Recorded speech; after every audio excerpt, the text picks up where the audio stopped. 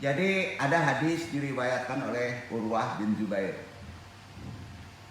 Adanya beberapa hadis yang berbeda menyebabkan terjadinya pembedaan pendapat di kalangan para ulama. Namun mayoritas ulama yang disebut salaf ataupun ulama khalaf termasuk Malik, Abu Hanifah, Syafi'i dan lainnya berpendapat bahwa sholat tidak batal karena melintasnya salah satu dari ketiga faktor tersebut dalam konteks zahir, ya. Kalau dia di belakang sutro, ngerti nggak? Kalau dia di belakang sutro, tapi kalau di depan sutro, adab yang mesti dilakukan gimana Pak? Bapak-bapak Allah, liwat, baik laki-laki atau perempuan, tutup aja. Sekali lagi, tutup. Dua. Ketiga, tutup. Masuk keempat, bapak bunuh, pukul atau bunuh. Boleh dibunuh. Sadis ya. Itu hadis. Gimana Pak? Nggak boleh. Hati-hati ya orang sholat. Baik itu di rumah maupun di mana aja. Makanya ajari 7 tahun anak sholat. Tuh.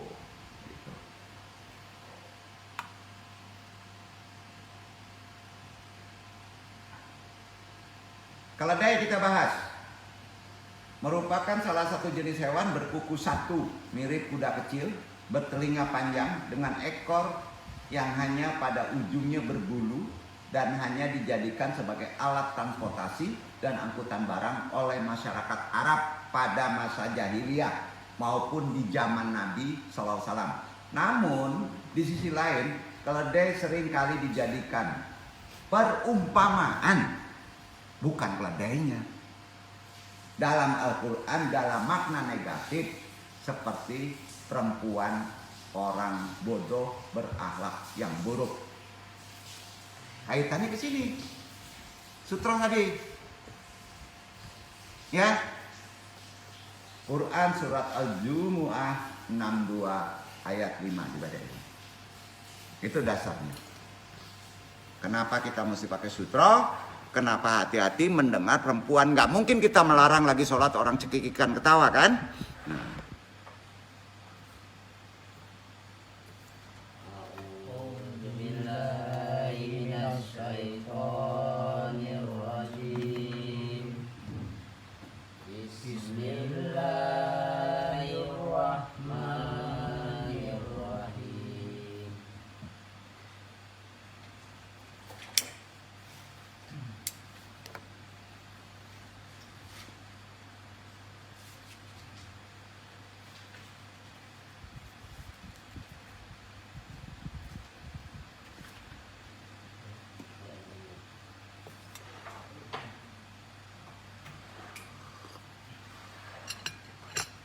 Al-Jumu'ah 62 ayat 5.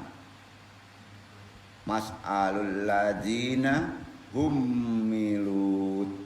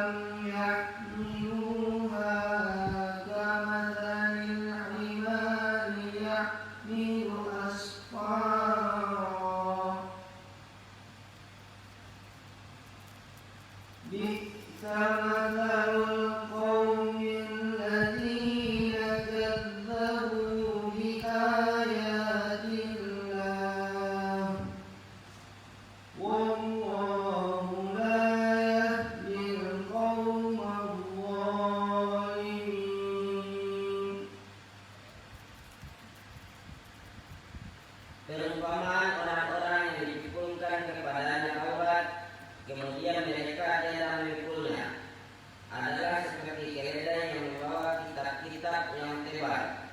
Amatlah buruknya perumpamaan kaum yang mendustakan ayat-ayat Allah itu, dan Allah tiada memberi petunjuk kepada Dilanjut Luqman ayat 31, surat 31 ayat 19.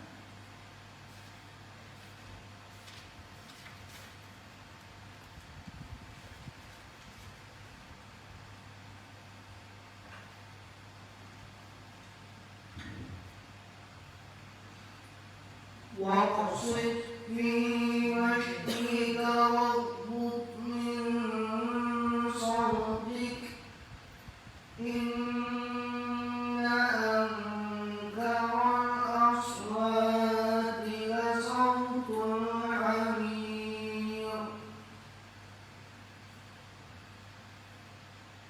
Dan sederhanalah kamu dalam berjalan, dan gunakanlah suaramu. Sesungguhnya seburuk-buruk suara ialah suara keledai. Betul. Jadi kalau dua Quran ini firman Allah harus ada korelasi ke hadis terkait sutro. Duduk nggak? Akan nggak enak kalau perempuan itu keledai. Nah, ya. Betul. Setan itu anjing hitam. Terkait dengan makna hadis nih ya, dong jelaskan ya. Secara sisi tasawuf. Dan ini benar. Makanya kalau kita mengandalkan asbab jadi repot kita ayat ini. Keledai itu salah satu faktor yang dapat membatalkan sholat karena kebebalannya, bebal, mada, bandel. Dari sononya begitu. Jadi antum kalau punya istri bebal jangan heran. Itu dari sana gitu. Enggak pernah bisa pergi jika dihalau. Itu sifat keledai. Ditapu igua, dibakar hanto, itu keledai itu. Repot kan? Jalan satu-satunya gimana ngatasinya kalau ke sholat? Ada perempuan cekikikan. Tahu dia nggak akan pergi, tetap aja ketawa. Sutro, pembatas. Walaupun kita nggak dengar, insya Allah bapak-bapak sempurna sholat. Ini yang nggak ditegaskan sama ulama syariat. Itu gunanya sutro. Kan bapak-bapak sering sholat di tempat keramaian sekarang. Ada yang cekikikan kan? Nggak bisa disalahin mereka toh. Ya. Jangan ketawa ya. Bisa rusak sholatnya. Ya nggak bisa, tersinggung nanti. Antum sholat di dalam, gue di luar. Gue lagi ngobrol. Gue ketawa ya boleh. Ayo, gimana? Sutro. Sederhanakanlah. Udah diperintahkan sama Allah. Nah. Jadi jelas salah satu faktor yang dapat membatalkan sholat karena kebebalan dari sifat tadi yang segera tidak pergi jika dihalau. Juga karena suaranya yang melengking dan mengganggu karena sulit dihalau hingga mengeluarkan kotoran. Makna ini hadis loh. Ya. Hal ini menunjukkan hilangnya kekhusyuan bahkan mengganggunya orang yang sholat. Dan ujungnya bisa membatalkan. Membatalkan sholat. Ini bukan semata-mata karena keledainya kan. Bukan. Namun lebih kepada dampak yang ditimbulkannya. Ya. Bahkan hadis lain diriwayatkan oleh Bukhari. Sangat jelas bahwa Rasulullah tetap melanjutkan sholat pada saat salah seorang sahabat lewat mengendarai keledai di hadapan jemaah. Keledai benar tuh. Bahkan di belakangnya ada rombongan wanita. Karena Rasulullah tahu ada sutro. Ayo. Kita gimana nih sholat nih? Enggak dijabarkan gimana nih? Repot kita taklim itu. Kalau hanya mengandalkan asbab. Sepakat enggak? Dari Abdullah bin Abbas berkata, aku datang dengan menunggang keledai betina yang saat itu aku hampir menginjak masa balik. Dan Rasulullah sedang sholat di Mina dengan tidak menghadap dinding. Maka aku lewat di depan sebagian syaf. Kemudian aku melepas keledai betina itu supaya mencari makan sesukanya. Lalu aku masuk kembali ke tengah syaf. Dan tidak ada orang yang menyalahkanku. Karena di depannya ada Rasulullah dan sutro. Hadis riwayat Bukhari dan Muslim. Jadi antum nggak ada apa-apa kalau kosong di depannya pasang sutro. Itu untuk terkait kekhusyuan kita. Jadi jelas maksud dari anjing hitam kita jabarkan dulu. Keledai udah ya? Udah ya? Nah, secara spesifik sudah dijelaskan matan hadis. Al-qalbu al-aswadu asyaiton. Anjing hitam adalah setan. Namun demikian, ungkapan tadi masih multi tafsir. Multi tafsir. Sebab apakah setiap anjing yang berwarna hitam itu setan? Kalau kita menjabarkannya secara asbab saja, disamakan anjing hitam adalah setan. Nah, dibunuh lah, itu ciptaan Allah. Betul nggak? Gawat ini. Itu gunanya kita belajar. Itu gunanya kita talim, memahami konteks hadis. Maksud dari setan tadi apakah dalam pengertian hakiki atau majazi, kiasan? Maksudnya suatu yang mengganggu. Loh, ya? Nah, semua ini masih memerlukan penjelasan. Asyuyuti menjelaskan setan dapat berubah wujud seperti anjing hitam. Ya. Dan warna hitam menggambarkan sesuatu yang berbahaya dan buas. Kalau iktibarnya hitam itu keras, buas, seram. Makanya kan uragan yang hitam. Gitu ya. Nah, bahkan terdapat hadis yang memerintahkan untuk membunuhnya anjing hitam. Kalau antum bisa melihatnya benar setan. Paham nggak? Ah, ini setan nih. Dia sedang masuk ke daerah kita. Nah, kita kan nggak ada kemampuan ke sana. Boleh dibunuh. Jadi boleh membunuh ular dalam rumah. Kalau antum yakin itu setan. Boleh membunuh anjing hitam kalau antum yakin itu setan. Kita kan nggak tahu. Jangan-jangan anjing beneran. Dosa bro. Itu kuncinya. Dari Abdullah bin Mughafal, ia berkata Rasulullah SAW bersabda, seandainya anjing itu tidak termasuk salah satu umat di antara berbagai umat, niscaya aku diperintahkan untuk membunuhnya. Bunuhlah anjing yang hitam pekat. Pengertian pekat ditambah hitamnya pekat. Hadis riwayat Abu Daud. Pekat itu tidak terjangkau oleh nih. Itu makna nawinya. Duduk kan nih. Pengen pekat itu kelihatan. Jangan Pak, nggak bisa antum hidup. Pahami aja hadisnya. Sutra tadi. Ya. Jadi sudah jelas warna hitam tadi, namun dikaitkan dengan buas, warna hitam itu dalam maknawi berbahaya dan itu yang sering kita lalaikan. Nah, hal ini tentu tidak bisa terlepas dari realitas yang terjadi di saat hadis ini dimunculkan. Ya. Sedangkan untuk saat ini tidak semua anjing hitam itu berbahaya dan buas, sebab banyak pula yang dipelihara sejak kecil anjing hitam. Ya, jinak lagi. Ya. Selain itu ada juga yang mengaitkan dengan penyebab batalnya sholat karena dikaitkan dengan liur anjing. Itu benar.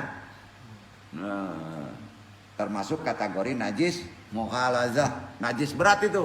Ya, memegang hati-hati Pak. Nah, kena liur hati-hati. Jadi yaktau atau memutus, kata yaktau dalam bahasa Arab kan merupakan fi'il mudhari dari kata kerja lampau, fi'il madi, aqta'a. Ya. Berarti putus atau memutuskan. Ya. Ada dua sisi makna. Kata ini harus dipahami oleh kita, bahkan para ulama dengan ragam makna ya. Sebagian ulama mengartikan kata yaktau dalam hadis tadi dengan makna batal. Ada yang membatalkan. Ya. Ini nggak perlu dipahami, makanya harus dijelaskan secara ma'anil hadis.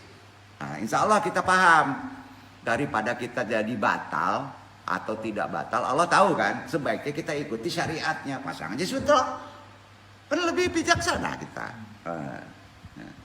Seperti Abu Hurairah, Anas, Ibnu Abbas, Umar, Hasan Al-Basri, Abul Awas, Hajim, Al-Jairi, sebagian ada yang mengkhususkan makna yaktau itu khusus pada anjing hitam. Kalau pengen tahu kitabnya ini lebih dalam, silakan Nailul Autar Al-Muhalla, itu kitabnya. Jadi kelompok lain ada yang memaknai kata yaktau ini dengan makna kurangnya kekusyukan. Beda. Ya. Dalam sholat sebagai pendapat jumhur ulama, Abu Hanifah, Malik, Asy-Syafi'i. Kitabnya Al-Muhalla, Subulus Salam. Jadi khusyuk itu nggak ada. Terkait tadi. Juga dikemukakan oleh Al-Qurtubi Asyuti bahwa kata yaktau itu bentuknya kan balaka. Atas kekhawatiran akan terputusnya batalnya sholat karena hilangnya khusyuk. Arif aja kita, ya. Akibat pikiran konsentrasi pada 3 hal tadi. Ya, tadi udah dijelaskan. Jadi jelas isi kandungan hadis. Dari uraian pemahaman tadi dapat disimpulkan bahwa para ulama memiliki pemahaman dan interpretasi yang beragam terhadap redaksi hadis tadi. Jangan heran, tetap aja ada perbedaan. Tapi setidaknya kita paham. Kebayang nggak kita nih yang awam, Pak, dalam sholat? Itu gunanya taklim. Namun jika dikaji secara lebih dalam, prinsipnya wanita, keledai, dan anjing hitam bukan merupakan faktor yang secara langsung bisa menyebabkan hilangnya atau kekhusyukan kita hingga membatalkan sholat. Akses dari sebab itu. Ya. Namun aspek akibat yang muncul dari ketiganya tadi. Ya. Wanita, keledai, dan anjing hitam kita pahami dalam konsep maknawi kan. Maka bisa membatalkan konsepnya lebih cenderung kepada kekhusyukan kita kepada Allah. Sholat kita kan harus berbeda. Hal ini menunjukkan bahwa selain dari ketiga faktor tadi, juga terdapat faktor lain yang sama-sama berpotensi mengganggu menghilangkan kekhusyukan jika berada atau lewat di hadapan orang yang sedang melaksanakan sholat. Hukumnya kan 3 kali itu. 3, ter. Siapa aja yang lewat depan? Ya. Keempatnya apa, Pak? Sadi guru. Begitu mulianya sholat. Maka laki-laki yang lewat di hadapan jamaah perempuan juga berpotensi menyebabkan berkurangnya kekhusyukan. Kan jelas ya? Ya. Hal ini menunjukkan bahwa hadis tadi sesungguhnya tidak mendiskriminasikan gender kan? Jika dipahami secara benar dengan mengkomunikasikan antara teks dan konteks, sebab al-wurud tetap menggunakan metodologi pemahaman yang tepat. Karenanya sutra pembatas itu sebagai solusi, bukan lahir saja. Gitu? Bukan lahir saja, tapi penyebab dari lahir. Sutra itu sangat persoalan kekhusyukan sesungguhnya sangat terkait ya, dengan faktor internal orang yang melaksanakan sholat. Intern. Ya. Tapi sudah internnya nggak benar, ditambah dengan akses luar tadi juga nggak paham, ya kacau sholat kita. Ya, baik terkait dengan keimanan, pemahaman agama, akhlak, pemahaman bacaan sholat dan lain sebagainya. Dan bukan semata-mata karena faktor eksternal saja yang ada di sekitarnya. Nah, ini lebih dalam lagi kalau dikaitkan ke faktor internal kan, perkara khusyuk.